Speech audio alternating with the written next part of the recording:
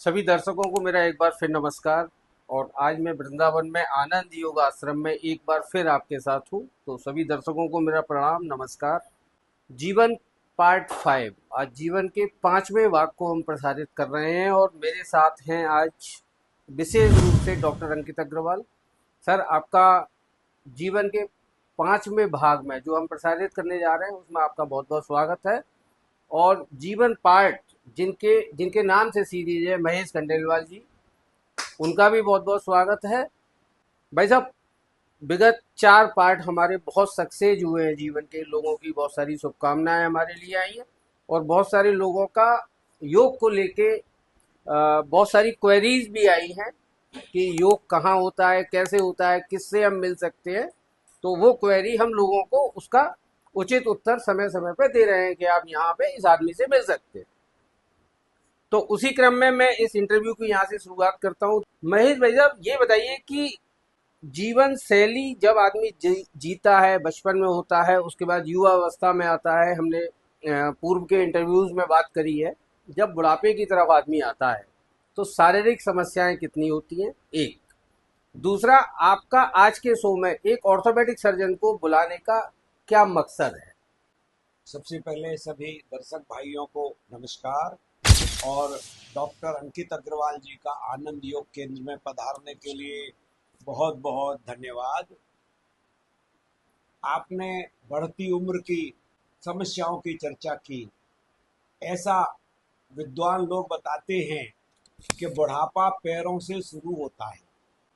तो सबसे पहले पैरों की मसल कमजोर होती है और घुटनों का लुब्रिकेशन कम हो जाता है, और लुब्रिकेशन कम होने से घुटने घिसते भी होंगे और फिर जोड़ों का दर्द शुरू।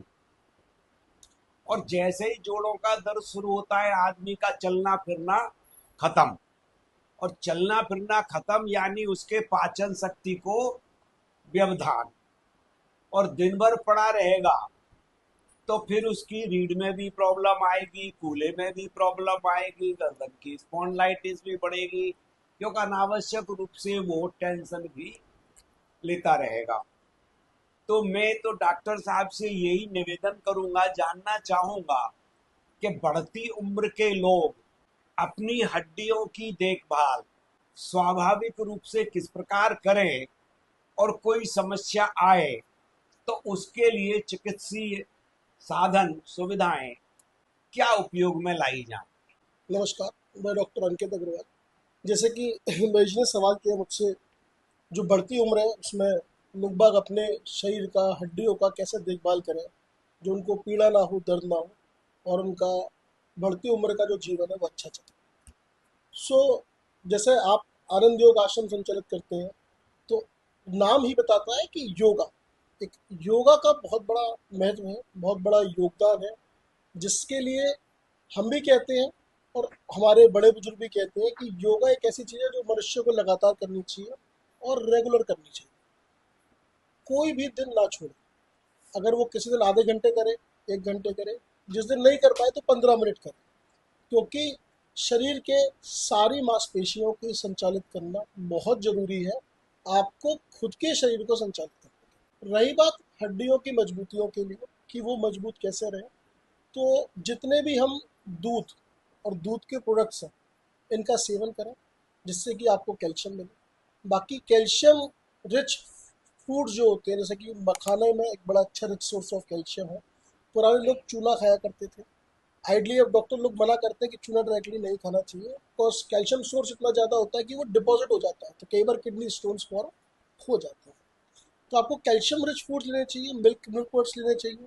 व्यायाम बहुत ज़रूरी है, जिसको हम आज के टर्म में फिजियोथेरेपी भी बोलते हैं, क्योंकि फिजियोथेरेपी सेंटर्स खुल गए हैं उसके लिए। जैसे योगा सेंटर्स खुलते हैं, ऐसे ही फिजियोथेरेपी सेंटर्स भी खुल गए हैं। तो आप चाहे स्वयं घर पे करिए, चाहे किसी सेंटर पे करिए, बट आपकी बॉडी का संचालन बहुत जरूरी है, आपकी मांसपेशियों और हड्डियों को रेगुलर संचालित करने के ये आपने बहुत अच्छी बात बताई कि शरीर की दैनिक रूप से संचालन जरूर करना चाहिए।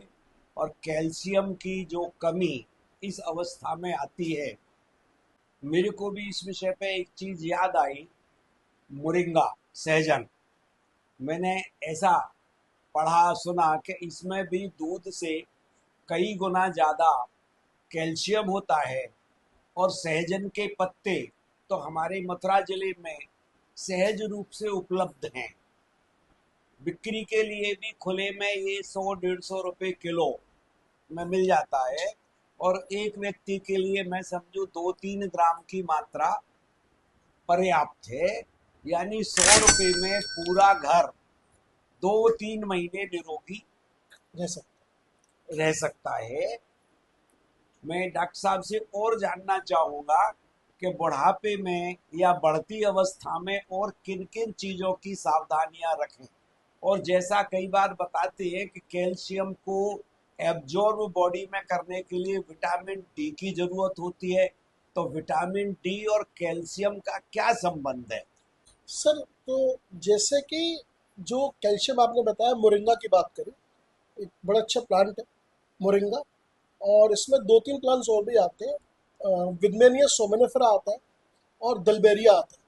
ये दवाई हम भी पेशेंट्स को एडवाइस करते हैं, स्पेशली फ्रैक्चर के पेशेंट्स के लिए। ये फास्टर हीलिंग करता है, बोन्स की हीलिंग काफ़ी फास्ट करता है। बट ये और कैल्शियम दोनों आपस में कनेक्टेड इसलिए है कि कैल्शियम तो मेरी बॉडी के लिए रिक्वायरमेंट है। ये फास्टर हीलिंग करता है, एब्जॉर्प्शन में हेल्प करता है, स्ट्रेंथ बढ़ाने में हेल्प करता है। अब जैसे मैंने आपको बताया कि लोग पहले चूना खाया करते थे, तो चूना इस बेसिकली मना इसलिए किया जाता है कि चूना डिपॉजिट हो जाता है। हाई सोर्स ऑफ कैल्शियम है चूने में, कैल्शियम ही कैल्शियम है, तो वो डिपॉजिट हो जाता है, तो स्टोन्स की प्रॉब्लम आती है। इसीलिए विटामिन D3 दिया जाता है साथ में हमेशा। विटामिन D3 एक ट्रांसपोर्टर की तरह काम करता है, जो शरीर से कैल्शियम निकाल के आपकी हड्डियों तक पहुंचाता है। उसमें और भी चीज़ें होती हैं। विटामिन K27 हेल्प करता है। अच्छा। विटामिन K27 आपको बॉडी में पहुंचाने के साथ साथ बोन में एब्जॉर्ब करवाता है। अच्छा। तो इसीलिए अब जो दवाई आती है वो प्लेन कैल्शियम नहीं आती है, उनके हाँ साथ में हाँ, विटामिन D3, विटामिन K27, ये सब चीज़ें आती हैं। सब मिल के आते हैं। हाँ, ताकि वो कैल्शियम जो है वो हड्डियों पे पहुंचे। भाई साहब, मैं आपसे एक क्वेश्चन और करना चाह रहा हूँ। आप क्योंकि योग में भी बहुत सारा पब्लिक का सहयोग कर रहे हैं, सामाजिक कार्यों में बहुत आगे रहते हैं, कि खास तौर से हमारी महिलाएं, ग्रामीण महिलाएं या घर में रहने वाली जो घरेलू महिलाएं होती हैं, वो कई बार अपनी समस्याएं नहीं बता पाती और उस दर्द को सहन करती रहती हैं। आपने अपने सामान्य जीवन में इस तरह की कुछ महिलाएं देखी हैं? हाँ, ऐसी अनेक महिलाएं देखने को मिलती है। और बहुत बार वो उसे रोग न समझ के ये मान लेती हैं कि ये तो बढ़ती उम्र में होता ही है, और फिर उसे अकारण झेलते रहते हैं। अभी पिछले दिनों में पढ़ रहा था तो एक रिसर्च पेपर था, उसमें कहा कि भाई सामान्यतया जहां भी हड्डियों में जोड़ों में दर्द है या और भी कई कारणों में, ये बॉडी में इन्फ्लेमेशन यानी हल्की सूजन हल्के से। जो लंबे समय चलती है। वैसे सूजन हो तो आदमी सोचता है सूजन है, लेकिन अंदर के तंतुओं में अगर इन्फ्लेमेशन है तो वो दर्द बना रहता है।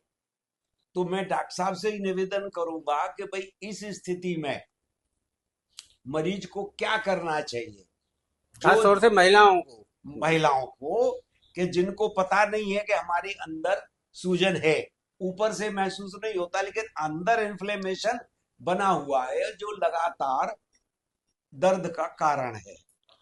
तो सर, इसके लिए हम लोग भी बोलते हैं, महिलाओं में एक पुरुष में बहुत बड़ा डिफरेंस है हड्डी कमजोर होने का।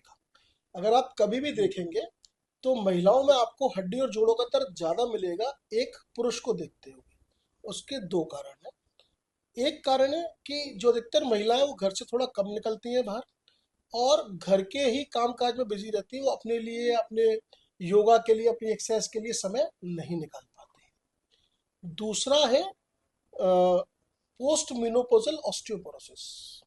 हालांकि एक नया वर्ड है, मेल मिनोपॉज, जिस पे कभी कोई बात नहीं करता कि पुरुषों को भी मिनोपॉज होता है, हाँ। इस पे कोई बात नहीं करता। लेकिन common word post menopausal osteoporosis जो है वो यही कहलाता है कि महिलाओं में 45-50 साल की उम्र में जब पीरियड्स बंद हो जाते हैं तो उनमें एक सडन वीकनेस आती है। और वो वीकनेस आपको दिखती ही है, चाहे चेहरे पे हो, चाहे बालों के थ्रू हो, चाहे चमड़ी के थ्रू हो, चाहे जोड़ों के थ्रू हो, वो मेनोपॉज दिखता है।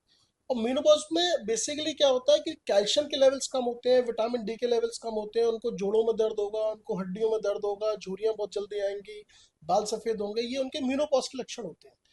हम इसलिए बहुत लोगों को बोलते हैं कि जो यूट्रस है ये बहुत इंपॉर्टेंट ऑर्गन है एक महिला का। इसको कभी बॉडी से बहुत जल्दी नहीं निकालना चाहिए, क्योंकि वही आपके सारे हार्मोन्स को बैलेंस करता करता है। है। बहुत ऐसी कंडीशंस होती है जिसमें उनकी मजबूरी होती है उसको निकलवाना, लेकिन जितना हो सके उसको हमेशा प्रिजर्व करिए अपनी एंड की उम्र तक, जब तक आपको मेनोपॉज नहीं आता है, जिससे आपको बुढ़ापा अपने समय से आएगा, आपकी हड्डियों के आपके शरीर की परेशानियां भी उस समय से ही आएंगी। भाई साहब एक क्वेश्चन और आपके लिए आपसे लूंगा मैं। योग क्लासेस में कितनी महिलाएं आपके पास आती हैं? अगर कोई महिला अपने बारे में या इस योग क्लास के बारे में आपसे पूछना चाहे तो कोई विशेष प्रबंध है महिलाओं का, या किस तरह से आप महिलाओं की मदद कर सकते हैं? हमारे यहाँ योग में महिला और पुरुष में कोई भेद नहीं होता है। बस इतना है कि सड़क पर आप चाहे जैसे डोलो, योग में आएंगे तो एक सही प्रकार के वस्त्र शरीर पर रहने चाहिए, मर्यादित रहें। और पुरुष तो सामान्यतया मर्यादा में रहते ही हैं। बहुत अच्छे। और अधिकांश आसन, व्यायाम, प्राणायाम कॉमन होते हैं, जी। अधिकांश कॉमन है, इसलिए कहीं कोई दिक्कत नहीं है। प्रातःकाल हमारे पास वृंदावन शोध संस्थान में हम लोग योग कराते हैं, और वहां 6 बजे से 7:30 बजे तक। उसमें कितनी बहनें आती हैं?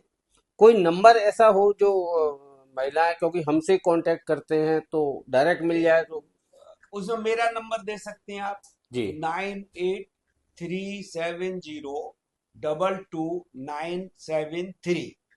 और मैं उनकी समस्या को समझ के उसके अनुरूप ही उनको योग शिक्षक, महिला या पुरुष, बता सकता हूँ। या कुछ दिन वो हमारे यहाँ आ जाए, उनको उनकी समस्या का बता देंगे, बाकी घर पे करते रहे। डॉक्टर साहब एक क्वेश्चन मैं आपसे लूंगा कि जैसे भाई साहब का योग केंद्र भी चलते हैं, सामाजिक जीवन में भी रहते हैं, क्या घुटना प्रत्यारोपण से बचा जा सकता है? किस उम्र से हम क्या प्रिकॉशन ले सकते हैं योग के द्वारा, या और कोई विधि आपकी नज़र में हो कि उस अगर वो काम कर लें तो हम उसको रोक बिल्कुल, सकते हैं? बिल्कुल बचा जा सकता है। जैसे कि भगवान ने शरीर बनाया है, तो एक उम्र भी बनाई है, सबकी अलग अलग उम्र निर्धारित है। तो जनरली आप देखोगे तो पहले की उम्र में और आज की उम्र में ये फर्क है कि पहले जो घुटनों की समस्या आती थी वो जनरली 60 और 65 की उम्र में आया करती थी। अब अगर आप देखोगे तो जो यंग जनरेशन है, 30 साल, 35 साल, 40 साल, एक 40 साल की एज नई रिसर्च कहती है बहुत कॉमन हो गई है जिसमें घुटनों की समस्या आना चालू हो गई है। उसका कई सारे कारण है। एक सबसे पहला हमारा खान पीन।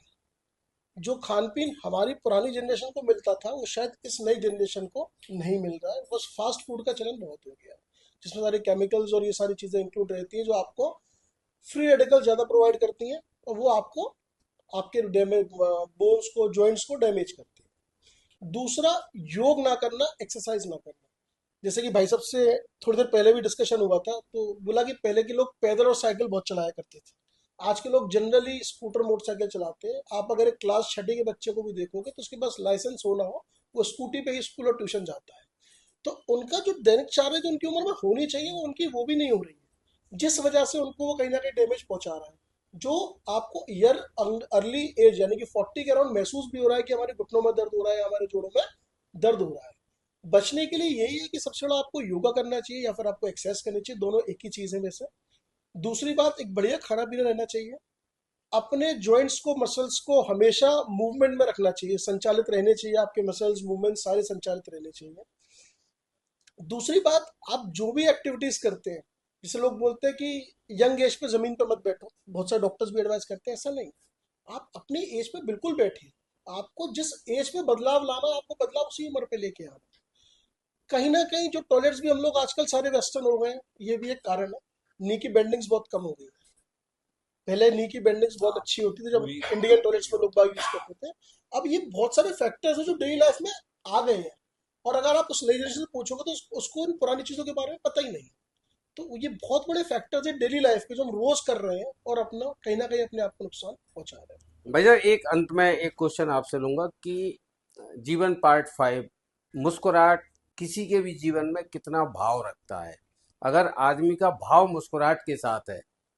इसका पूरा डिस्कशन हम अगले इंटरव्यू में करेंगे, लेकिन इस क्वेश्चन के साथ मैं अंत करूंगा, आप कुछ बताएं इसके बारे में। मुस्कुराहट, आनंद में रहना, हंसना, ये सारे के सारे हमारे ब्रेन के अंदर एंडोर्फिन्स, सेरोटोनिन और भी अनेक प्रकार के ऐसे अच्छे हार्मोन का निर्माण करते हैं जो स्वतः ही शरीर को रोग मुक्त रखता है, पीड़ा मुक्त रखता है और निरोगी बनाता है। इसलिए जीवन में हास्य, आनंद, प्रसन्न चित्त रहना, इसका तो कोई विकल्प ही नहीं। अगले इंटरव्यू में भाई साहब हम बात यहीं से शुरू करेंगे, हास्य व्यंग। हाँ सर, कुछ आप बोल रहे थे। इसीलिए आजकल सीनियर सिटीजन्स में लाफिंग थेरेपी चल रही है। हाँ। जी जी। आप दोनों लोगों का बहुत बहुत धन्यवाद।